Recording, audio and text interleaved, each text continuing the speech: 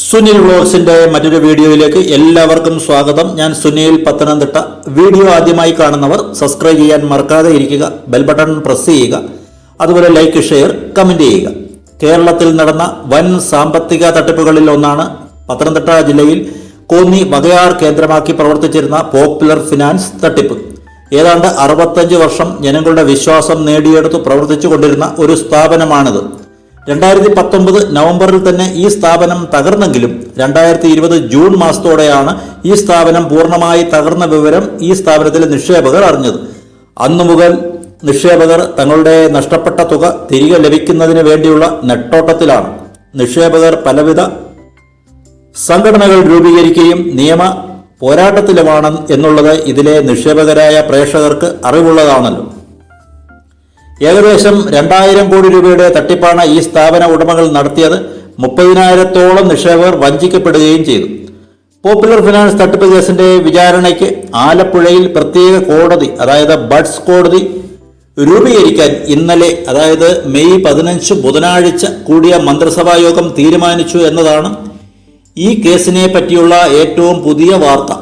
സ്വകാര്യ സന്ദർശനത്തിനായി വിദേശത്തുള്ള മുഖ്യമന്ത്രി ശ്രീ പിണറായി വിജയൻ ഓൺലൈൻ മുഖാന്തരമാണ് മന്ത്രിസഭാ യോഗത്തിൽ പങ്കെടുത്തത്. തിരഞ്ഞെടുപ്പ് പെരുമാറ്റ ചട്ടം നിലനിൽക്കുന്ന സാഹചര്യത്തിൽ പ്രത്യേക അജണ്ടകൾ ഒന്നുമില്ലാതെയായിരുന്നു മന്ത്രിസഭാ യോഗം. ആലപ്പുഴ ജില്ലാ കേന്ദ്രത്തിൽ സ്ഥാപിക്കുന്ന കോടതിക്ക് സംസ്ഥാനം മുഴുവൻ അധികാരപരിധി ഉണ്ടായിരിക്കും. ഇതിനായി 9 തസ്തികകൾ സൃഷ്ടിക്കാനും മന്ത്രിസഭാ യോഗം തീരുമാനിച്ചു.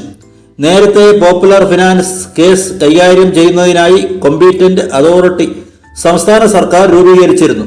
2019 പാർലമെന്റ് പാസാക്കിയ ബഡ്സ് ആക്ട് 2019 ചുവട് പിടിച്ചായിരുന്നു ഇത്. സഞ്ജയ് കൗൾ എന്ന മുതിർന്ന IAS ഉദ്യോഗസ്ഥനായിരുന്നു കോമ്പീറ്റന്റ് അതോറിറ്റിയായി സംസ്ഥാന സർക്കാർ നിയമിച്ചത്. പക്ഷെങ്കിൽ അനുബന്ധ സൗകര്യങ്ങൾ ഒന്നും അദ്ദേഹത്തിന് ഏർപ്പെടുത്തി കൊടുത്തില്ല. തന്നെയുമല്ല, സംസ്ഥാന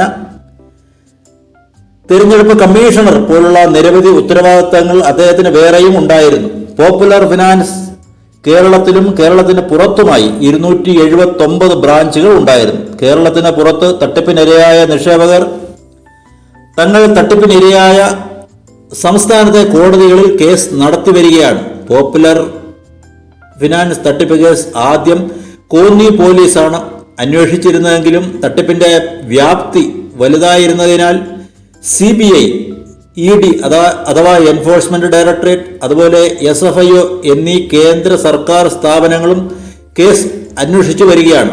പോപ്പുലർ ഫിനാൻസ് തട്ടിപ്പിൽ ബഡ്സ് ആക്ട് പ്രകാരം കേസ് രജിസ്റ്റർ ചെയ്തതിനാൽ അവരുടെ എല്ലാ വസ്തുതകളും കണ്ടുകെട്ടാനും അവ വിറ്റ് നിക്ഷേപകർക്ക് പണം തിരികെ നൽകാനും സർക്കാരിന് അധികാരം ലഭിച്ചു.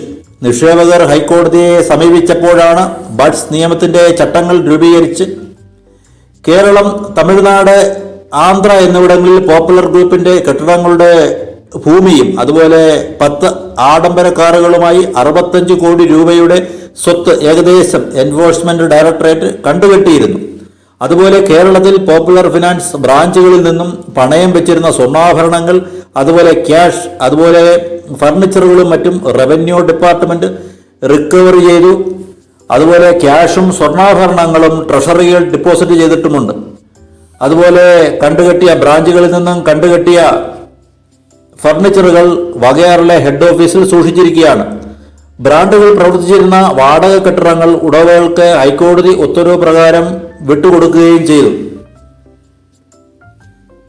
പോപ്പുലർ ഫിനാൻസ് കേസിൽ പോപ്പുലർ ഫിനാൻസ് MD റോയ് എന്ന് വിളിക്കുന്ന തോമസ് ഡാനിയൽ, അയാളുടെ ഭാര്യ ഡയറക്ടറായ പ്രഭ ഡാനിയൽ, അതുപോലെ ഡയറക്ടർമാരായ റിനു മറിയം തോമസ്, റിയ ആൻ തോമസ് എന്നിവരെ അറസ്റ്റ് ചെയ്തെങ്കിലും ഇപ്പോൾ ഇവർ ജാമ്യം നേടി പുറത്താണ്.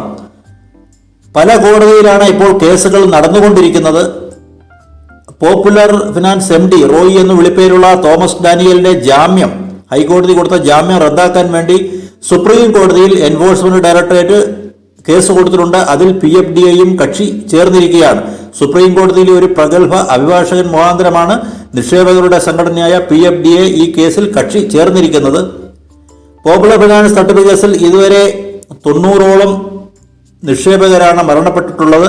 എൻഫോഴ്സ്മെന്റ് ഡയറക്ടറേറ്റ് മറ്റു അന്വേഷണ ഏജൻസികളും ഇതുവരെ വീണ്ടെടുത്ത സ്വത്തുക്കൾ സ്വർണ്ണാഭരണങ്ങൾ ഇവ ലേലം ചെയ്ത് അതിൽ നിന്നും കിട്ടുന്ന തുക എത്രയും പെട്ടെന്ന് നിക്ഷേപകർക്ക് വിതരണം ചെയ്യുന്നതിനുള്ള നടപടികളാണ് സംസ്ഥാന സർക്കാരിൻ്റെ ഭാഗത്തു നിന്നും അടിയന്തരമായി ഉണ്ടാകേണ്ടത്.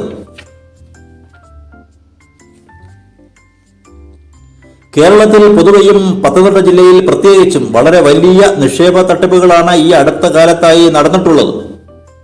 2019 പോപ്പുലർ ഫിനാൻസ് ആണ് തകർന്നതെങ്കിൽ തൊട്ടു പിന്നാലെ നിരവധി സ്വകാര്യ പണമിടപാട് സ്ഥാപനങ്ങൾ ജില്ലയിൽ തകർന്നു തരിപ്പണമായി. ഇതിൽ പ്രധാനമായി നമ്മൾ എടുത്തു പറയേണ്ടത് പത്തനംതിട്ട ഓമല്ലൂർ കേന്ദ്രമായി പ്രവർത്തിച്ചു വന്നിരുന്ന തറയിൽ ഫിനാൻസ് ആണ്. അതുപോലെ പത്തനംതിട്ട കോഴഞ്ചേരി കുറിയന്നൂർ കേന്ദ്രമായി പ്രവർത്തിച്ചിരുന്ന PRD നിധി ലിമിറ്റഡ്, അതുപോലെ കോഴഞ്ചേരി പുല്ലാട് കേന്ദ്രമായി പ്രവർത്തിച്ചിരുന്ന G&G ഫിനാൻസ്, ഇതെല്ലാം ഈ അടുത്ത സമയത്ത് തകർന്ന് തരിപ്പണമായ സ്വകാര്യ പണമിടപാട് സ്ഥാപനങ്ങളാണ്. അതുപോലെ ഏറ്റവും ഒടുവിൽ ഇതിൽ വന്ന വാർത്ത തകർന്നത് തിരുവല്ല കേന്ദ്രമായി പ്രവർത്തിച്ചിരുന്ന നെടുമ്പറമ്പിൽ ഫിനാൻസ് ആണ്. അതുപോലെ കൊല്ലം ജില്ലയിൽ പുനലൂർ കേന്ദ്രമായി പ്രവർത്തിച്ചിരുന്ന കേച്ചാരി ഫിനാൻസും ഈ പട്ടികയിൽ പെടുന്നതാണ്.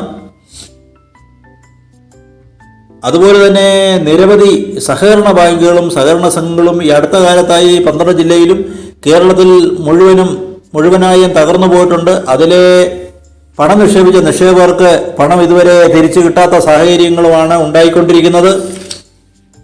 സ്വകാര്യ പണമിടപാട് സ്ഥാപനങ്ങളിൽ പണം നിക്ഷേപിക്കുന്നതിന് മുമ്പ് നിക്ഷേപകർ വളരെയധികം ജാഗ്രത പുലർത്തേണ്ട ഒരു കാലഘട്ടത്തിൽ കൂടിയാണ് നമ്മളിപ്പോൾ കടന്നു പോയിക്കൊണ്ടിരിക്കുന്നത്.